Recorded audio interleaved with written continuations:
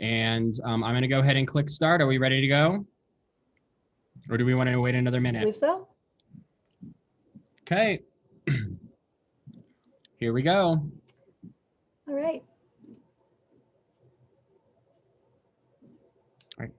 Hi, and welcome everyone. Thanks for joining us for our webinar today on the Colorado health insurance option. We have Representatives Dylan Roberts and Iman Joda here today, and they are sponsoring this bill. And we are so excited to have them, that we can hear straight from them, get answers to your questions. So we're going to go ahead and have them explain the bill first, and then we'll go ahead and take your, or they'll go ahead and take your questions, and I'll moderate that.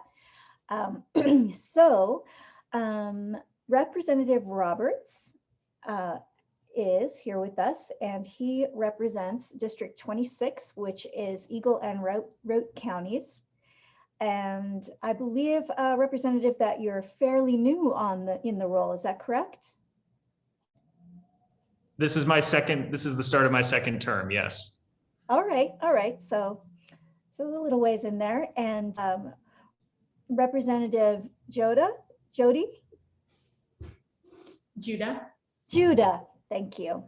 Representative Judah, you are representing District 41, which is Arapahoe County. And how long have you been in the role? This is my first term. Ooh, exciting. Yeah. You're right out of the box with a great big issue. Yeah. But you're in good company with Representative Dylan. Agreed. So we don't have you for such a long time, so we'll go ahead and let you just jump right in on presenting this bill to us.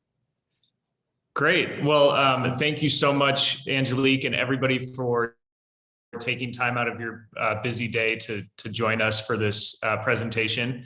And yeah, we are very excited about House Bill 1232, which is the Colorado health insurance option bill that we introduced last week and will be presenting in the House Health Committee for its first committee hearing next week. But this is an issue that I know is personal to everybody on this call. It's personal to almost every Coloradan, and that's the issue of finding affordable and quality health insurance coverage for yourself, for your family, and for your employees. This is something that's particularly personal to me as a representative of Eagle and Route County. Those are two of the counties in Colorado, two of the 10 counties where there's no choice on the individual market when you're buying health insurance. There is no competition. There's just the one option right now. And that option, has no competition. And so prices continue to rise and make it unaffordable or unattainable to purchase affordable health insurance because of where people live. So this is by far the number one issue that I hear from my constituents, and something I've been working on ever since I got to the legislature. But House Bill 1232 is the product of a long process that started back in 2019 when we passed a bipartisan bill here at the state capitol to kick off this process and to study the idea of bringing a new option into the insurance market here in Colorado. And we've been talking about a public option, for over a decade in this country. Public option is not single payer healthcare. It's not Medicare for all. It is a choice that would be added to the marketplace for people to buy. So it's not free healthcare either. You still need to purchase it and pay a monthly premium just like you would a private plan. But by removing the profit motive from the equation that a private health insurance company has, we can achieve savings that make the plan affordable, more affordable, hopefully, than what's currently offered to you. So we passed that bill in 2019 to study how to do this. It passed. A great report was produced from it. Last year, we took that report and turned it into a bill that got introduced, but then was not able to move forward after it passed its first committee hearing because the legislature shut down due to the coronavirus pandemic. And so we went back to the drawing board over the last year and have been working very closely over the last year with small business groups like this, with individual patients, with hospitals, doctors, insurance companies, and have come up with this new two-phase collaborative approach that I think we're both really happy with, because it will do a couple things. First, it will allow time for our healthcare industry to recover from the pandemic. We know they went through a lot and they're still going through a lot, providing for, or dealing with this pandemic that got sprung upon them in addition to everything else that they need to do. But we'll also create an opportunity for the free market to try to solve this issue on their own. So this is a two-phase bill where if the bill passes, we'll move into phase one, which will allow the healthcare industry as a whole, so hospitals, doctors, insurance companies, pharmaceuticals, to have 2 years to collectively negotiate and try to achieve a goal that the state will give them for premium reductions. So the bill is written right now says that in the year 2023, the goal will be a 10% reduction in premium costs. And then in 2024, there will be an additional 10% reduction goal to achieve a total of 20% premium reductions by the end of 2024 on the individual and small group health insurance market. And this is a really big improvement from last year's bill, because last year's bill was just the individual market, but this year's bill, we've added in the small group market because we know so many small businesses continue to struggle with high health insurance costs and unattainable health insurance plans for yourself and your employees. So that's really important to us. If they are able to achieve those savings, then we won't go to phase two. We'll just stay in phase one, where they'll have to keep those savings down. They'll be able to go up with inflation, of course, but as long as they can hold steady, we won't go to phase two, and the private market will still be the carriers for insurance. If they aren't able to achieve the savings, then we would move to phase two as soon as 2025. And that's where the state of Colorado would create a nonprofit entity similar to Pinnacle Assurance for workers' comp, to offer a health insurance plan on the individual and small group market as well, called the public option or the Colorado option. And so this would be another choice on the market that you could purchase for yourself or your business. And it would, like I said, removing that profit motive will be a more affordable plan than what's currently offered. So that's the mechanics of the bill. If we did get to that place in 2025, that nonprofit entity would be governed by a independent board that would be appointed. We have 9 members appointed by the governor and confirmed by the Senate that have all various types of backgrounds, including small business ownership. And that would be a new option for you. So that's the two-phase approach. We give the free market the opportunity to achieve these goals because they've told us over and over that they can. And so we're going to take them at their word, and hopefully they can achieve phase one. But if they can't, then we have the fallback starting in 2025, which means lower health insurance prices. So that's the mechanical details of the bill. I'll turn it over to my co-sponsor who can speak to, why this is so important, why now, and then we'll start with questions. So Rep. Judah. Yeah. Thanks everyone, and thanks for Roberts. I think for me, not only is this important as a whole for the people of Colorado, and believing that healthcare is in fact a human right and not a luxury afforded to you because of your zip code or the color of your skin or your residency status, but it is in fact a human right. So not only am I, supporting this bill based on that premise, but I'm supporting this bill based on lived experiences. Not only do I represent HD 41 in Aurora, where, it's one of the most diverse cities in Colorado, if not the United States. We have a high concentration of Black, Brown, Indigenous, and people of color, small business owners, including my own family. My own family had a small business growing up. That's what put all 4 of us through college. We were those folks. I was diagnosed at the age of 15 with a pre-existing condition, and my father didn't have the opportunity or ability to offer his family or his employees healthcare, because this wasn't an option at the time. And we weren't covered when I was diagnosed, and it ended up costing my family $350 for a 15-minute specialty care visit, which followed with $300 a month per bottle of medication.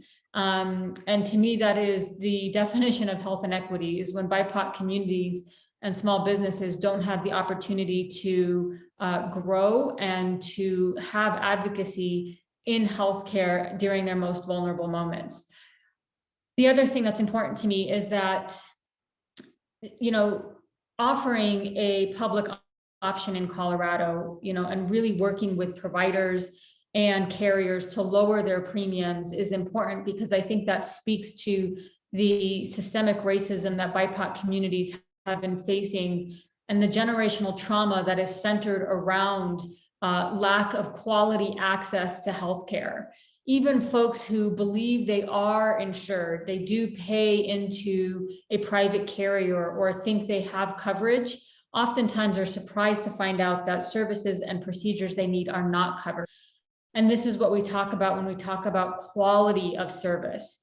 And so this plan and this bill really builds in those guardrails and assurances that not only small market, not only folks in rural Colorado, but really people anywhere in Colorado, and especially BIPOC communities who find themselves using the emergency room as a form of primary care, or simply put it off so long that they do end up in the emergency room for emergency services, that the bill builds guidelines for providers and for carriers to actually offer quality insurance plan with quality coverage, so that we can start to curb this theme that we've been seeing in BIPOC communities, that they don't have the ability to have access to quality and sustainable care.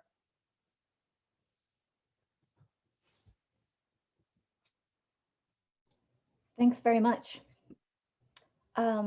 Well, we've got lots of questions rolling in, so I'm going to just get right to it. So one of our attendees asks, if you are going to set up the reimbursement rate above Medicare, how will you ensure that all hospitals and medical providers around the state comply? And what are the reimbursement rates that you are looking at defining on the providers?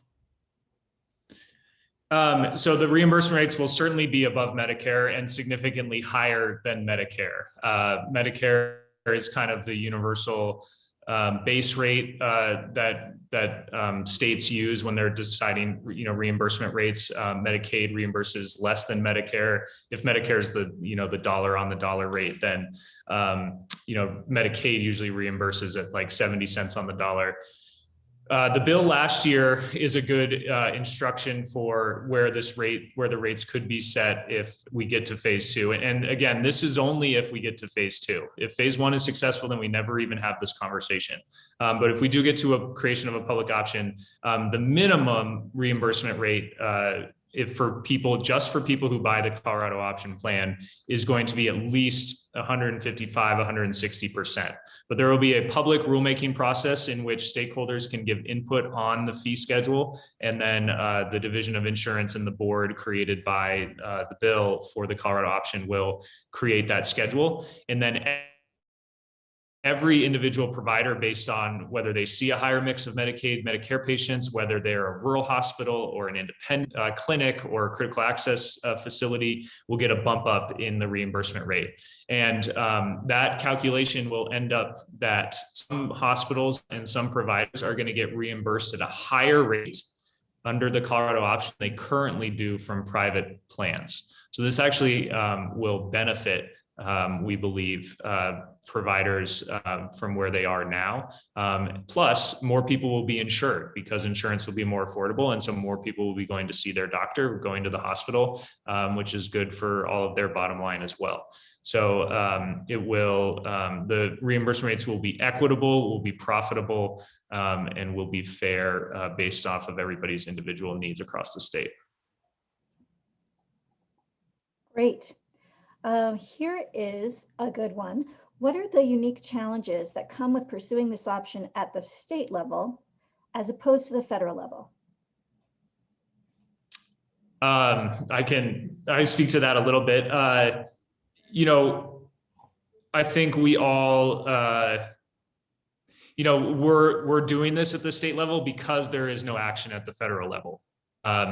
Of course, the Affordable Care Act got passed in 2010, and that did a lot of good things, but it certainly left a lot of gaps. We don't have universal healthcare coverage, and we have people who can't afford healthcare coverage, even if they do have some level of coverage, it's not adequate coverage. So we are doing this on a state level because Congress is not doing anything and our constituents are demanding action. It'd be great if Congress could do this for us, then Rep. Judah and I could focus on other things. But that doesn't look likely. Senator Michael Bennett from Colorado has introduced a public option bill in Congress. But I think that type of legislation would need 60 votes in the United States Senate. And I don't think that there are 60 votes for that idea right now. That sort of leaves it to us. There is language in our bill, just to be clear, that if a national public option gets passed, then our program here in Colorado would just fold into that, and we wouldn't have both, obviously. But I would say the challenges or why we're doing it at the state level is because the federal level isn't happening.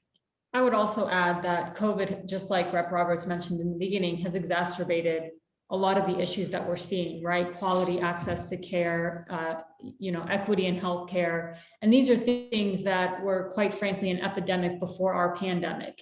And we as lawmakers here in Colorado just cannot continue to wait for an act of Congress to happen.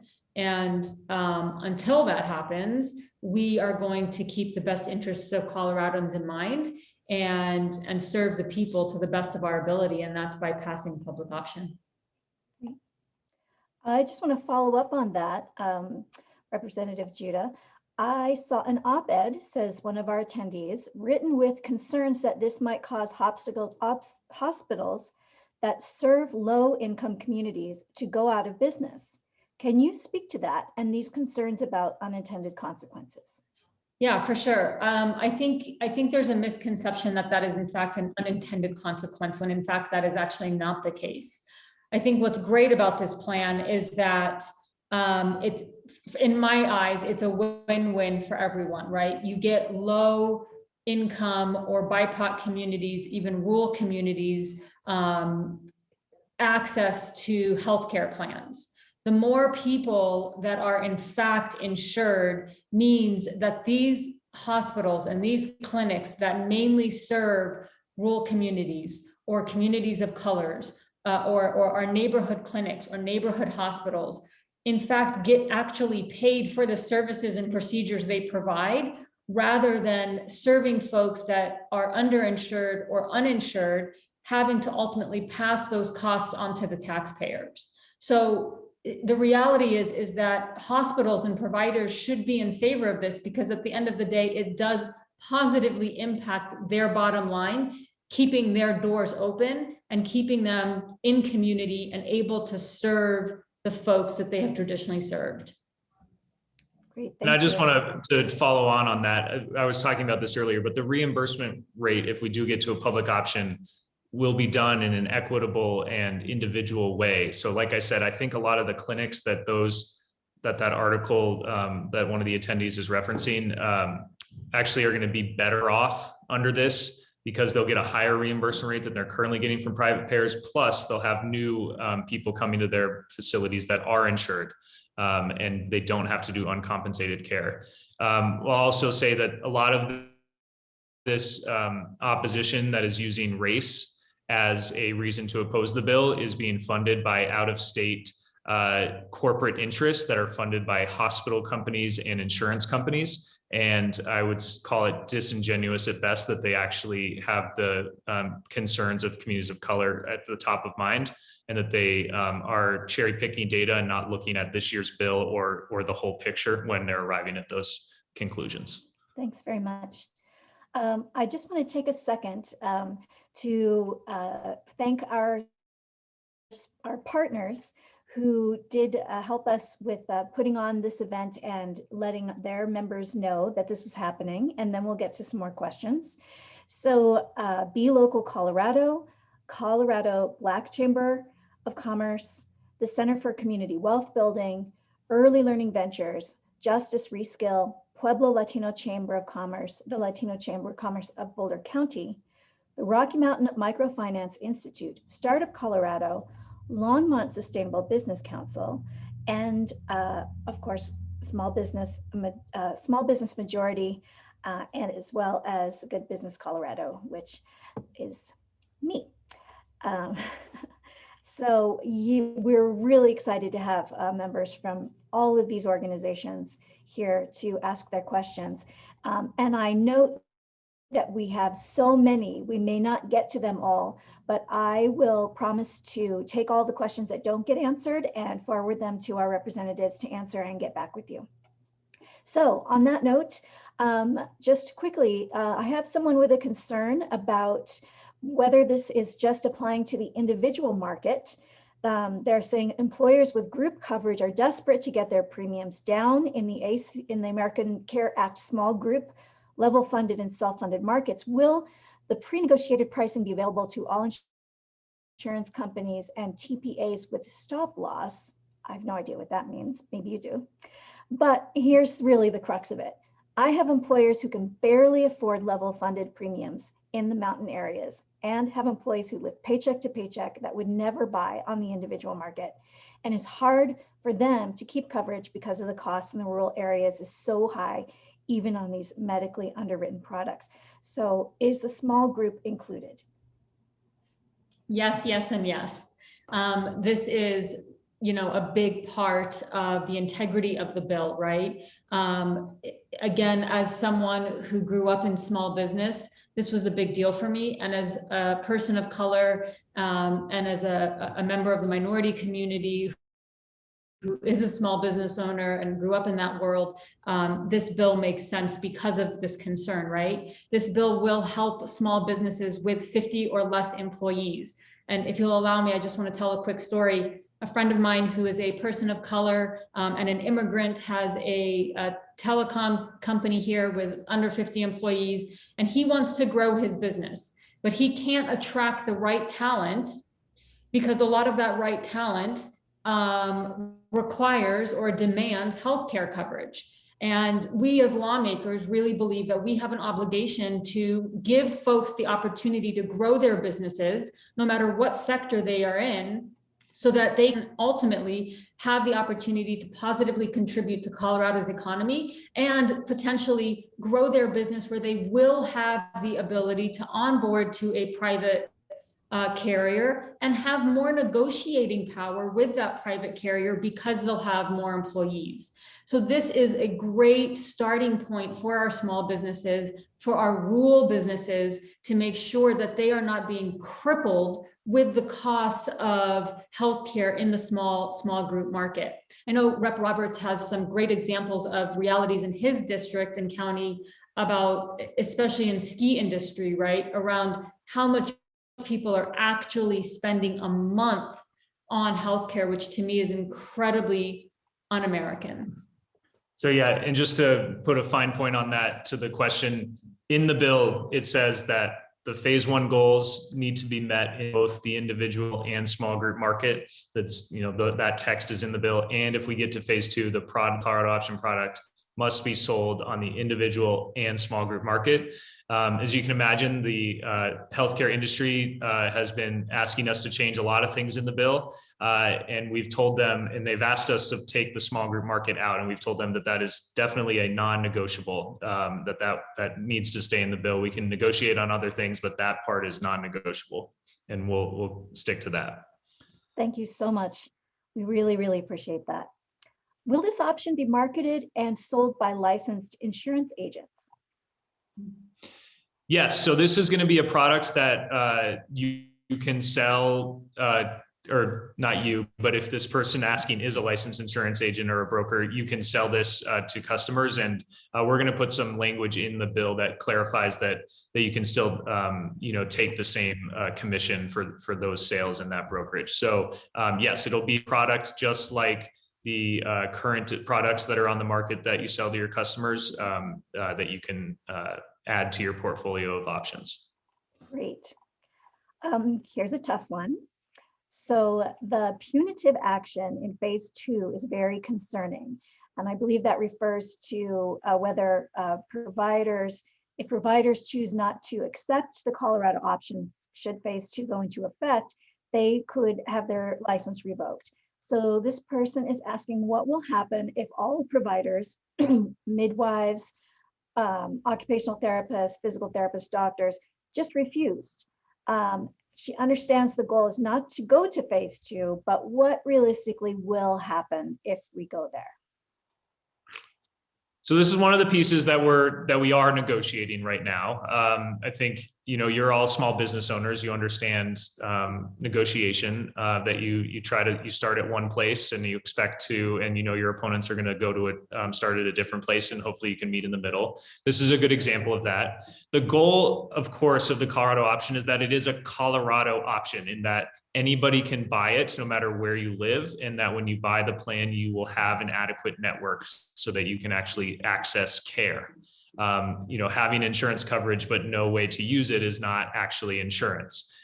So this is the starting point. We have asked our medical partners, the doctors, the medical society, for an alternative to mandatory participation, and we are working through different options with them. I imagine by the time the bill passes that it will not be mandatory participation, that it will be an element of creating a network. But we are trying. It's a hard question, and we're working through it. It's complex policy and balancing. Certainly don't want to be punitive to our medical providers, but we also want this to be a real insurance product that people can use and go to the doctor and make sure that their care will be covered. I will say, I think some of the concern is overblown, because this reimbursement rate will be equitable and will be a thing that I think most doctors will want and providers will want to accept. Because they will get reimbursed at a fair level. So yes, we're working through that. We understand the concern, and just, bills get amended as they go through the process. An introduced version of the bill, of any bill, hardly ever is passed the exact same way. This bill will definitely be amended as it goes through the process. All right, thanks for taking that tough question. I've got another one. We have already seen about a 9.5% increase for this renewal year. So 2021, how will you be able to track whether the carriers are just increasing their prices now so that their reduction is from that higher level and has less effect on them in 2023 when the reductions take place? So the reference year in the bill is 2021. So they need to lower their prices by 10% from the 2021 price, and then an additional 10% from the 2021 price. Those rates got filed last year. So they file rates for in May or June of last year. So these 2020 rates got filed back in May. This bill certainly wasn't introduced back in May, so I suppose they could have anticipated it and artificially inflated costs. But the Division of Insurance already has the power to deny rates that are unaffordable or are deceptive in that way. So we don't believe that's happened. But no, we'll be referencing it to a point that's already passed. Therefore, they wouldn't be able to artificially inflate things. I hope that may not have been as clear as I had hoped, but I hope that answers the question. Okay. So here's a comment that perhaps you could respond to. A note that the pandemic has also illuminated that insurance tied to your job is not ideal, especially in industries related to hospitality, tourism, or gathering of any sort, where people were laid off just as they might most need health insurance. Enabling more individuals to buy health insurance is awesome, in my opinion, but continuing to expect individual health insurance to be a business covered item seems nuts. I agree. I think Rep. Judah agrees. This is exactly, we're bringing this bill exactly because we believe that. Individual market, of course, would be for people who are self-employed or unemployed, but have more than to qualify them for Medicaid. I think the pandemic really shone a bright light on the fact that employer-based coverage has serious flaws. and that we need to have a way for people to have access to affordable health insurance that's not tied to a job. But, so that's the individual market side of this bill, but we're adding the small group market into this bill because we know it's a really great incentive to attract good employees for your businesses. So we want you to have that option as well. But I totally agree with that question or that comment. And I think I just want to emphasize that word, right? It's, you have the option that your insurance shouldn't, be dictated on your employment. So if you want to purchase on your own as an individual, you will have that option to do that while still having quality coverage as an individual. But small businesses will still also have the option to offer for their employees. Great. Do the requirements exceed the Affordable Care Act requirements? So one thing we haven't talked about that's really important is the bill will create a standardized plan in both phase 1 and phase 2, and that will be through a comprehensive rulemaking process that gets feedback from all different perspectives, both geographically and diversity based and socioeconomic based. And so the standardized plan will be at least ACA compliant, but we're looking to create a plan that is also lowers out-of-pocket costs, covers pre-deductible services, and meets minimum levels of quality. So that's a big part of this bill too, is that the standardized plan will be we'll create a standardized plan, meaning this product will not only be affordable, but it will be a quality plan with an affordable deductible. Great. Okay, here's one. What is your definition of affordable for healthcare? I've been in so many community meetings with organizations that speak of affordable housing, and it seems like how they define affordable is still out of range for some of us. Yeah, I think it's a great question. There's not a definition of affordable. I think, our goal is to lower insurance premiums because we've done the studies that show that for every 10% that you lower insurance premiums on the individual market right now in Colorado, that will make insurance accessible to at least 70,000 currently uninsured people. So by lowering it by 10%, we get at least 70,000 more people to enroll. You can't predict consumer behavior exactly, of course, everybody on this call knows that, but that's the actuarial analysis that got done, is every 10% reduction in premium means 70,000 more Coloradans are going to buy insurance that are currently uninsured. I know that my constituents are currently facing unaffordable plans, and I'm sure Rep. Judah has those same stories.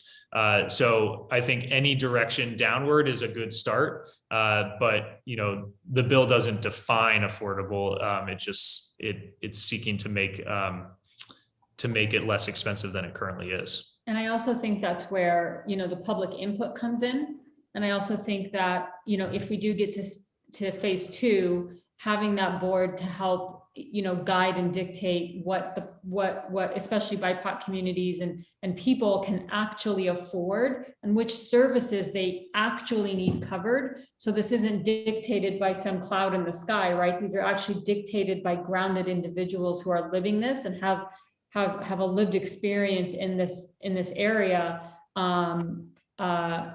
to really help reimagine what affordable is for these communities. Thanks. Have you taken any polls that might indicate how many folks might sign up for this public option?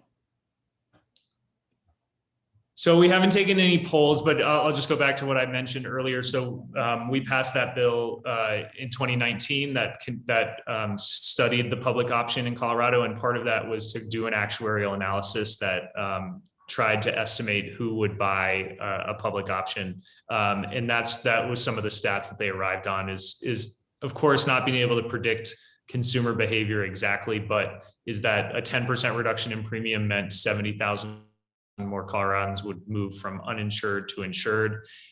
We think for the currently insured population, though, about 8% purchase on the individual market and an additional 7% purchase on the small group market. So it's about 15% of the state's insured population currently. And then the estimates from that same study were that about half of them would probably move to a public option. So while that's great, it is important, it is a useful reference to make it clear that we're not talking about throwing everything about Colorado healthcare out the window and totally revamping it. We still are talking about 7 to 8% of the state's population is going to be influenced by this. So it's a big bill, but it's not as big as those scary TV commercials and opponents are trying to make it seem to be. Thank you. So on a related note, sort of a two-parter here. Why are insurance companies in Colorado against this bill? And what is to prevent them from pulling out from the individual and small group markets, either during the 2 years before the Colorado option or afterward? I'll take a run at that and see if so I think why they're against this bill. Good question. I've learned since I've gotten into healthcare policy that the status quo in healthcare is very good for the for-profit companies that operate in this space, or sometimes even they're called nonprofit, but nonprofit hospitals. But the healthcare industry as a whole does very well in our country because there is a profit motive. And so any type of disruption, even small like this, is something that they'll fight against from a philosophical point of view. I believe, they are coming to the table to try to negotiate some things, and we're thankful for that. But I think at the end of the day, they would prefer the status quo, and that's why they're spending millions of dollars on TV commercials. Those commercials try to claim that they care about Colorado healthcare, but they're funded by out-of-state and national hospital companies and insurance companies and the Pharmaceutical Association. So just keep that in mind. I think what's preventing them from leaving the state, nothing's preventing them from leaving the state right now either. They'd be giving up a ton of business if they did that. I mean, literally thousands, if not hundreds of thousands of customers they would just walk away from. We don't think that they would do that. You all as business owners wouldn't just voluntarily give up such a steady revenue stream, I don't think. So there's, it's a free market still. They can come and go as they please. We're just trying to make it a little more fair for consumers. I would only add that, a recent report called Colorado Hospitals, they earn the highest profit, some of the highest profit margins in hospitals nationwide. And so, hospitals are not hurting. And I think it's important to name that systemic racism isn't around one issue, right? It can manifest itself in many different ways. And oftentimes it is BIPOC communities, it is underserved communities that are, the victims of these predatory practices around healthcare equity and, or inequity, I should say. And so, I think Rep. Roberts is right, is that anytime it affects bottom line or profit, there will be a huge uproar around that. But there is a sea change happening, not only societally, but, in our culture and how we want to reimagine and redefine what equity looks like. And in healthcare, that means equitable quality access for all people. Thank you. So someone asks, the city and county of Denver had a small business insurance program partnering with the Denver Health. How similar is this insurance to that program? I don't know too much about that. Do you know? No. Yeah, not knowing too much about the specifics of that program, I couldn't directly comment.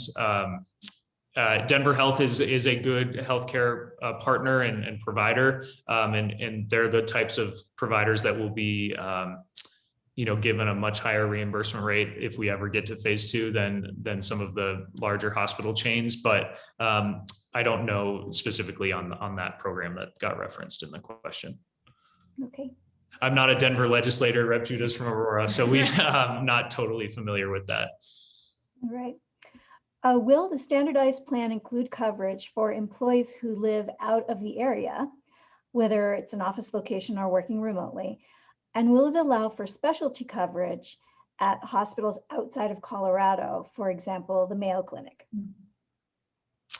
So no, I think the short answer on the second part of that question, this is a Colorado insurance plan. I think the same rules will apply as to when you can use your insurance when you're out of state. It would probably just be for emergencies, for specialty coverage or out of state coverage. Well, specialty coverage within the state, if the bill stays as is, those specialty providers would need to accept the rate, but that, like I mentioned, that might change during negotiations.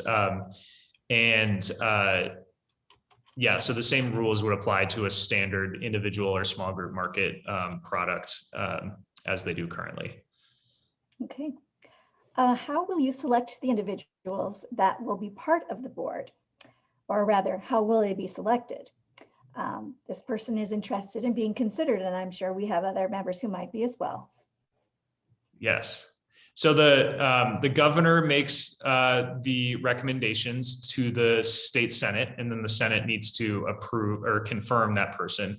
There are 9 seats on the board, and qualifications are listed in the bill. So I would reference this person to the bill language itself and see if you fit any of those qualifications.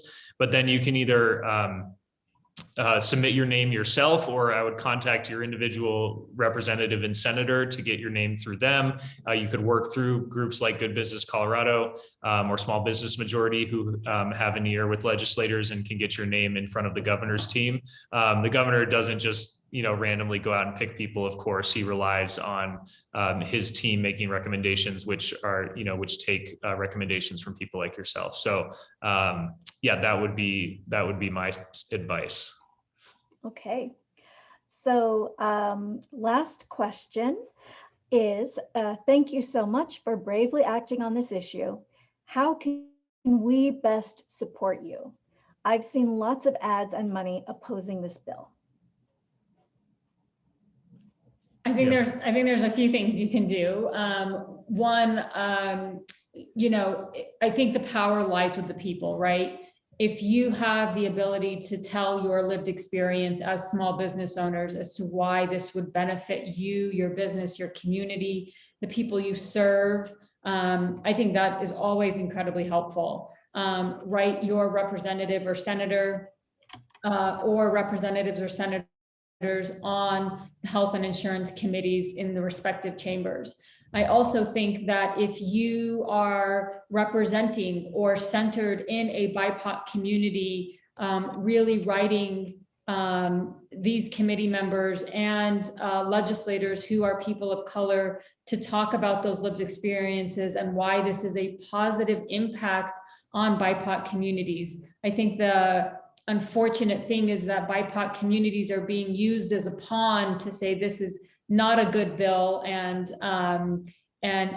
really referencing health and equities as a way to maintain the status quo and continue to victimize people of color and vulnerable individuals when it comes to simply profit, which I think is incredibly shameful, quite honestly. So there's a few things that I would suggest and that we could definitely use some support on.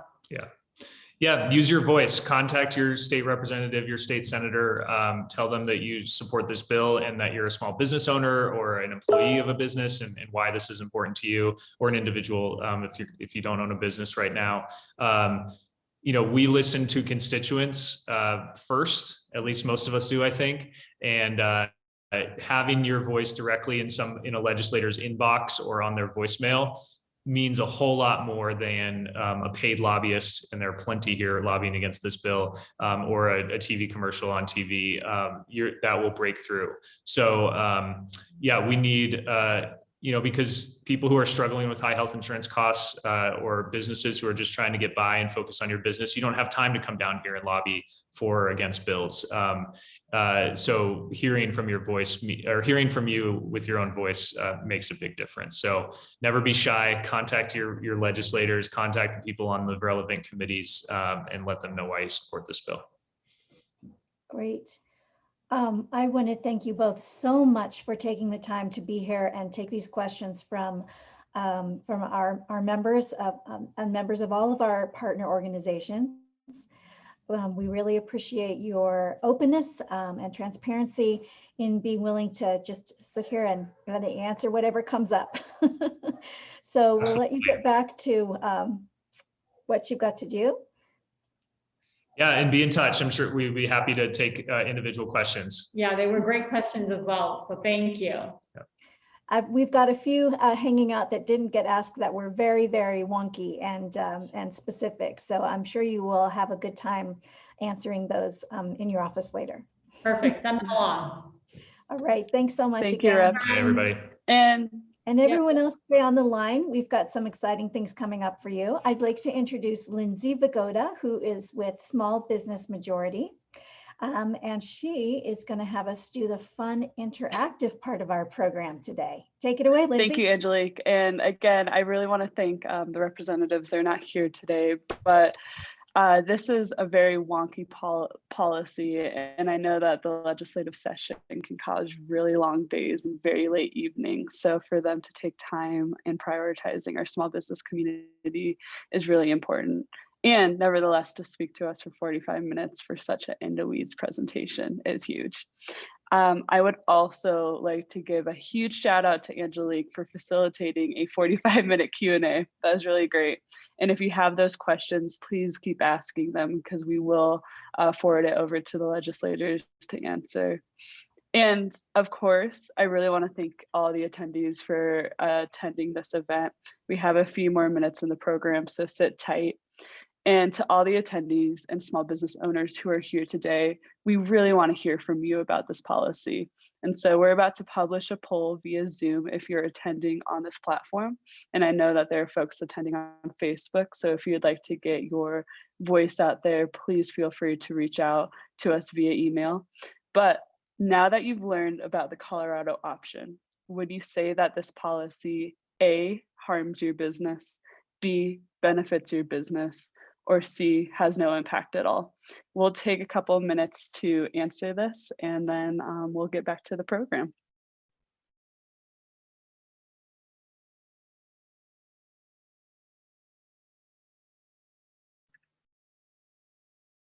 Angelique, I think you might be on mute. I was saying, I think we ought to be playing the Jeopardy music here, but I'm not sure you I want know. to. That would be a really great plug. Doo-doo. Just kidding. I'll spare all y'all from hearing my voice. We'll give about 30 more seconds. I know this was a very big policy and I want you all to be able to think about it. So please answer this poll because that will be very helpful for our own advocacy. Hi, everybody. Thank you so much for having me here. As Rep. Roberts mentioned, the bill has been introduced. It's going to be in committee this week. These are opportunities where people can share their opinions and testify in support and how this would personally impact them and their business. There's a coalition of policy experts and grassroots organizations that are working on building up voices. And if you guys visit that website, Colorado Options, cohealthoptions.com, you can find out multiple ways to get engaged if this is something that you all feel really passionate about. And once again, I want to thank you all for coming today. I know that it can be long and there's multiple ways to stay engaged. So thank you for having me, and thank you, Angelique. Yes, thank you. Of course. And I'll post that website once again so everyone can see. That's cohealthoptions.com. And if you'd like to get engaged, check out that website. And again, thank you all so much for your feedback in that poll. Your feedback really informs all of our work and is vital for the small business community and advocacy. And I want to say thank you again to the reps, and really thank you to the sponsors of this event. our amazing business supports of Colorado, which includes Be Local Colorado, the Colorado Black Chamber of Commerce, Center for Community Wealth Building, Early Learning Ventures, Justice Reskill, the Latino Chamber of Commerce down in Pueblo, Rocky Mountain Microfinance Institute, the Latino Chamber of Commerce in Boulder County, Startup Colorado, the Sustainable Business Program in Longmont, and of course, Good Business Colorado. And I'm Lindsay Vigoda. I'm the Colorado Director for Small Business Majority. And I really implore you, if you have any questions about this policy, please do not hesitate to reach out to me at Small Business Majority or Angelique at Good Business Colorado or the sponsors themselves. This policy, again, is very in the weeds, and this is vital for the small business community to have input into this. And so I really appreciate your time and your feedback. And thank you again to our amazing partners, and please get engaged with our networks to hear more information about policy in general, COVID-19 relief, and other things that may be affecting your small business that's coming down the pipeline. All our partners, including Good Business Colorado, Small Business Majority, or the list of a dozen partners we have on this webinar sponsoring it, have events every week talking about what's happening in the COVID world with federal stimulus, what's happening with Colorado politics that might affect you, your business, and your daily operations. So thank you again for those sponsors, and thank you all for taking the time out of your lunch to tune into this very important policy. And I hope you have a great day. I'll put my email in the chat, and I know Angelique did as well. So please don't hesitate to reach out.